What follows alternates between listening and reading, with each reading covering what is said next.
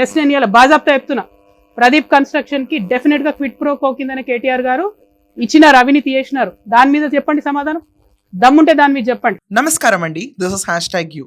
కల్వకుంట్ల కవిత గారు hats off. ఇన్నాళ్ళకి ఆవిడ బయటకు వచ్చి ఒక మండిపోయే ప్రెస్ మీట్ ఇచ్చారు ఇవాళ.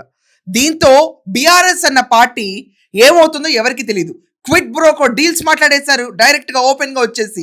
ఫినిక్స్ కంపెనీతో quit pro quo deal, Pradeep construction తో క్విట్ బ్రోకో డీల్స్. ఇలాగే మనం చూసుకుంటే పైనీర్ పేపర్ ని కేటీఆర్ కొనుక్కున్నారు. వీటన్నిటి గురించి ఎక్స్ప్లెయిన్ చేస్తూ ఆవిడ అడ్డగాడిదలు దున్నపోతులని హరీష్ రావుని కేటీఆర్ ని ఉత్తికి పడేశారు ఇవాళ. పెద్ద ఆయన కంటించిన మరకలు చాలవా, రెచ్చిపోయారంటే కబడ్దార్. ఇది చూసుకుంటే తెలంగాణ రక్షణ సేన, దేవుడు నాకు ఇచ్చిన బాధ్యత. దమ్ముంటే బీఆర్ఎస్ లో వాళ్ళు మొహాలు పెట్టుకుని కమెంట్ రాయాలి. ఎక్కడో కూర్చుని సోషల్ మీడియాలో కమెంట్ చేస్తే కబడ్దార్ అని చెప్పి తాటొక్కటే తీయలేదు కానీ మొత్తం ఎండగట్టి బయటపడేసింది ఈరోజు కవిత. ఫెంటాస్టిక్ గా మొత్తం ఆ కుటుంబం నుంచి వచ్చిన వాళ్ళ సొంత చెల్లె కేటీ రామారావు, కల్వకుంట్ల తారక రామారావు గురించి ఈ రోజు ప్రెస్ మీట్ పెట్టింది. Excellent to the power excellent. ఆవిడ మొత్తం కుండ బద్దలు కొట్టింది. బ్లిస్ కన్స్ట్రక్షన్స్ ఎవరివి అని ఇంతకాలం అనుకున్నారు, బయట మాట్లాడుతున్నారు ప్రతి ఒక్కళ్ళు. కానీ ఆవిడొచ్చి ఇది క్విట్ బ్రోకో డీల్ అని చెప్పేసింది. ఇది కాకుండా తెలంగాణ గవర్నమెంట్ కి వాళ్ళకు వచ్చిన ఎలక్ట్రల్ బాండ్స్ అన్ని ఆంధ్ర కాంట్రాక్టర్స్ దగ్గర నుంచి దొబ్బుకు తిన్న డబ్బులే అని ఆవిడ క్లియర్ గా చెప్పింది. ప్రజలకు పంచండి దమ్ముంటే అంది. ఒక్కసారి మీకు వినిపిస్తున్నాను, క్లియర్ గా వినండి. ఎలక్షన్ కమిషన్ 1000 కంప్లైంట్స్, మరి భయం లేదన్నారు కదా.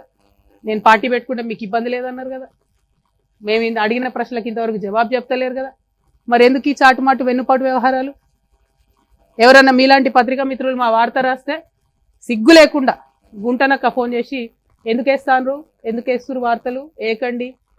అదేవిధంగా ఇంగ్లీష్ మాట్లాడతాడు కేటీఆర్ సార్ కాబట్టి ఇంగ్లీష్ వాడు ఎవడన్నా వార్త వేస్తే ఢిల్లీకి ఫోన్ చేసి ఎందుకు వేస్తారా నేను అడుగుతాడు ఇంగ్లీష్లో. వాళ్ళు ఫోన్ చేసి చెప్తారు నాకు. ఇంత సిగ్గులేని వ్యవహారం ఎందుకు?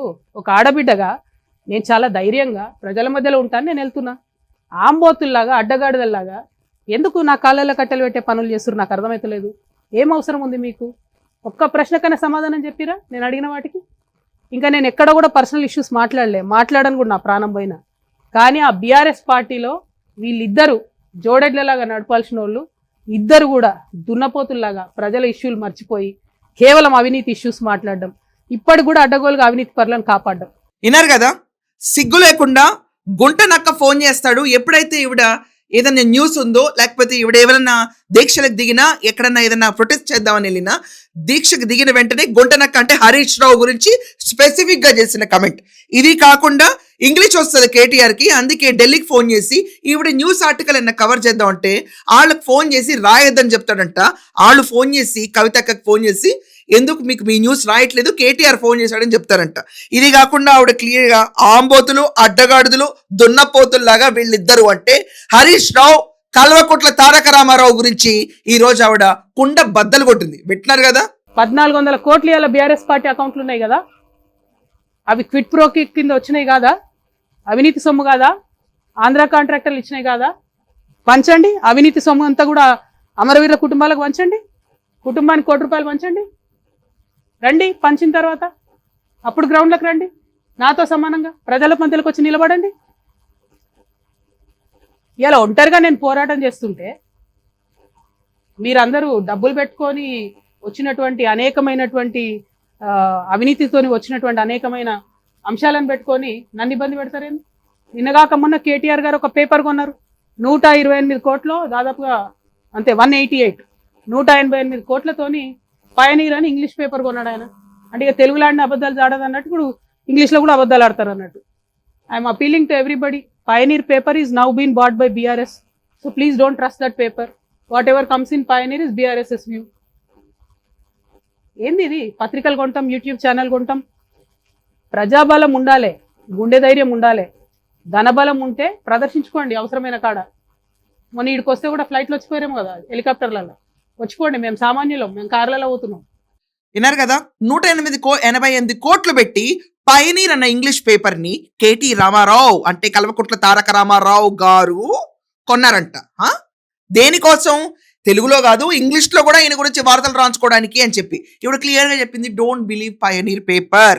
ఎక్కడ కొనకండి పైనీర్ పేపర్ అని. ఆంధ్ర కాంట్రాక్టర్లు అందరి దగ్గర తీసుకున్న డబ్బులే ఎలక్ట్రల్ బాండ్స్ కింద వీళ్ళకి వచ్చినాయి అని ఆవిడ క్లియర్గా మెన్షన్ చేసింది. అక్క, ఏ ముహూర్తాన్ని ప్రెస్ మీట్ పెట్టావో కానీ రాష్ట్రంలో ఈరోజు ఎవరు ఇంకా నువ్వు చెప్పిన క్రెడిబిలిటీ మాటకి, ఎందుకంటే సొంత ఫ్యామిలీ నుంచి వచ్చి ఈరోజు కల్వకుంట్ల కవితక్క సొంత పార్టీ పెట్టి క్లియర్గా ఎండగట్టడం మొదలు పెడితే పైనీర్ పేపర్ వార్తలు ఎవరు నమ్మరు. ఆవిడే క్లియర్గా ఐఎమ్ అప్పీలింగ్ అన్న వర్డ్ కూడా చెప్పేసింది. దెబ్బకి ఫటాక్. ఇది కాకుండా దమ్ముంటే 1400 కోట్లు రిచెస్ట్ పార్టీ అండి బీఆర్ఎస్ ఎలక్ట్రల్ బాండ్స్ రూపేణ. ఇది వాస్తవం. ఇండియాలో రిచెస్ట్ పార్టీ. ఈ పార్టీకి ఉన్న ఎలక్ట్రల్ బాండ్స్ ఈ రోజు ప్రతి ఒక్క కుటుంబానికి 1 కోటి రూపాయలు పంచే దమ్ముందా? కవితలాగా నుంచునే దమ్ముందా? ఈవిడ అడిగే ప్రశ్నకి ఎవరికన్నా ఆన్సర్ చేసే దమ్ముందా? ఇలా పొద్దునే ఫీనిక్స్ ట్వీట్ చేసిన నేను 80,000 కోట్ల తెలంగాణ ప్రజల ఆస్తుంది.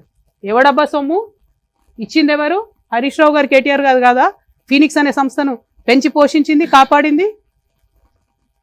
ఎక్కడోడు వాడు? తెలంగాణోడా, ఆంధ్రోడా? ఎందుకని పంచిపెడతారు మీరు? విన్నారు కదా, ఫినిక్స్ సంస్థకి 80,000 కోట్ల ప్రాపర్టీని హరీష్ రావు, కల్వకుంట్ల తారక రామారావు పంచిపెట్టారని ఇక్కడ కల్వకుంట్ల కవిత గారు స్టేట్మెంట్ చేశారు. ఎవరాడు? ఆంధ్రవాడా, తెలంగాణవాడా? ఎందుకు పంచిపెట్టారు ఈ ఆస్తి అంతా అని నిలదీస్తున్నారు. మరి దీనికి సమాధానాలు ఏమైనా ఉన్నాయా? ఈవిడ్ని ఎదుర్కోగలుగుతారా? ఈవిడ పేరెత్తాలంటేనే భయం. ఈవిడ గురించి ఒక్క స్టేట్మెంట్ చేసే ధైర్యం లేదు.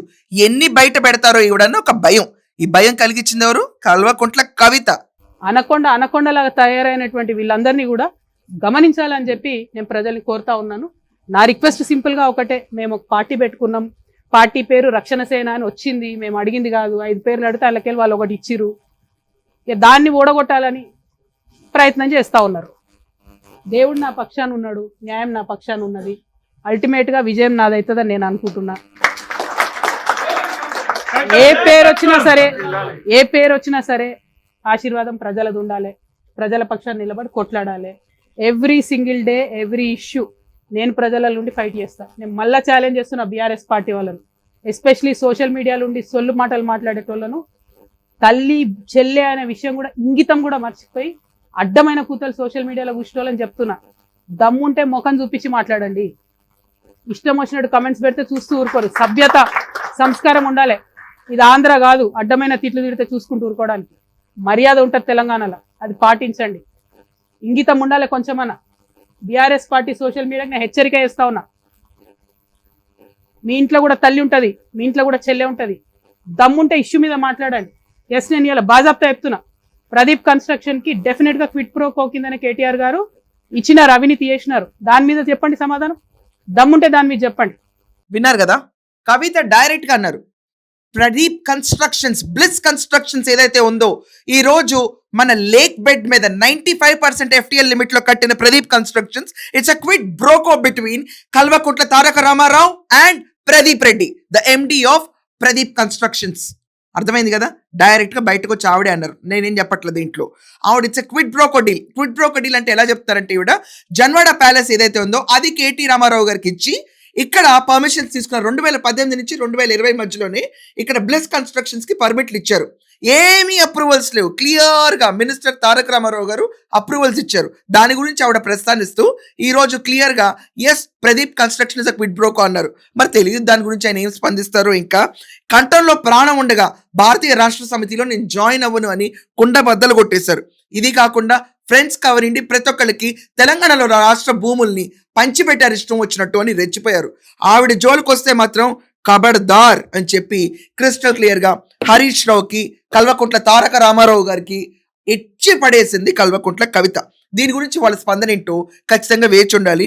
ఈ లోపు ఆవిడ క్లియర్ గా ఈరోజు ఇంతకాలం గుంటనక్కలు అన్నారు, ఈ రోజు ఆవిడ తీసుకొచ్చి ఆంబోతులు, అడ్డగాడిదలు, దున్నపోతులని direct KT Rama Rao and Harish Rao పైన కొట్టారు.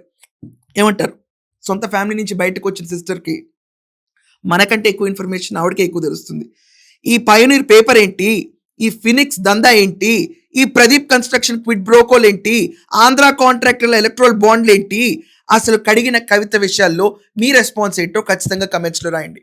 That's all for now. Thank you.